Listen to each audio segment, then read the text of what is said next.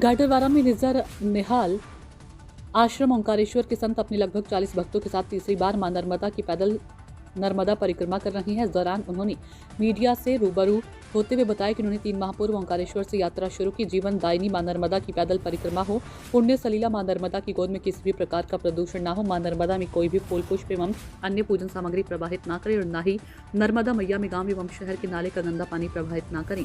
मां नर्मदा जी का संरक्षण एवं गौमाता का रक्षण एवं ऋषियों मुनियों के द्वारा बनाए गए वेदों का अध्ययन कर सनातन धर्म के प्रति लोग सजग रहें एवं धरती मैया को हरा भरा रखने के लिए ज्यादा से ज्यादा वृक्षारोपण करें।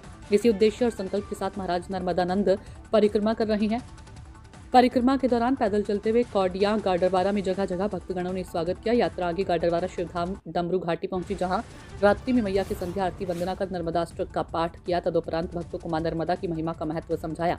इस दौरान बड़ी संख्या में दर्शन करने पहुंचे मां नर्मदा के भक्तों ने महाराज श्री के दर्शन लाभ लेकर प्रसादी एवं आशीर्वाद लिया।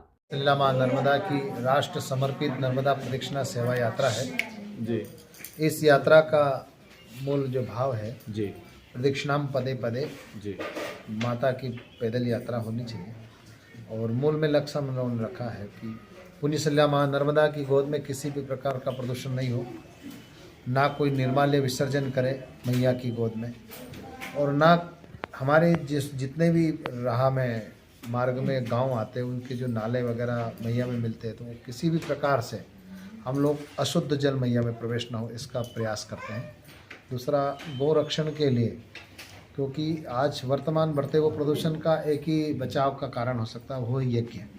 और यज्ञासु यज्ञ से पर्जन्य, यज्ञ के द्वारा अन्न की उत्पत्ति और अन्न के द्वारा वर्षा होती है, वर्षा के द्वारा अन्न उत्पन्न होता है और अन्न के द्वारा प्राणी मात्र का रक्षण होता है। हम किसी भी प्रकार से गौ माता का रक्षण करें, क्योंकि गौ माता नहीं होगी तो घी नहीं होगा, घी नहीं होगा तो यज्ञ नहीं होगा। दूसरा, हमारे राष्ट्र के अंदर जो सनातन संस्कृति है, इस संस्कृति के अंदर इतने बड़े बड़े महर्षि लोग हुए जिन्होंने रिसर्च करके पूरे आज विज्ञान जहाँ पहुँच रहा है, हमारे ऋषि मुनि लोगों ने उस समय में पुष्पक विमान की खोज कर ली थी। तो आज ऋषियों की परंपरा को हम समझे, हमारी वेद की ऋचाओं के अंदर जो वेद मंत्र आते हैं कि भाई किसी भी कोई भी जीव हो, सर्वम खलविदम ब्रह्म, भगवान शंकराचार्य ने कहा, तो किसी के पर सभी जीव के पर दया रखें। लेकिन मूल में जब तक प्रदूषण बढ़ता रहेगा तो सब मानव जो है शुद्ध सांस नहीं ले सकेंगे। इसलिए ज़्यादा से ज़्यादा इस पृथ्वी पे वृक्षारोपण हो, और जब लोगों का जन्मदिन होता है तो धीरे धीरे हमारी संस्कृति पाश्चात्य सभ्यता की ओर बढ़ती जा रही है, तो हम ज़्यादा से कोशिश करें कि हमारी सनातन संस्कृति को अपनाएं।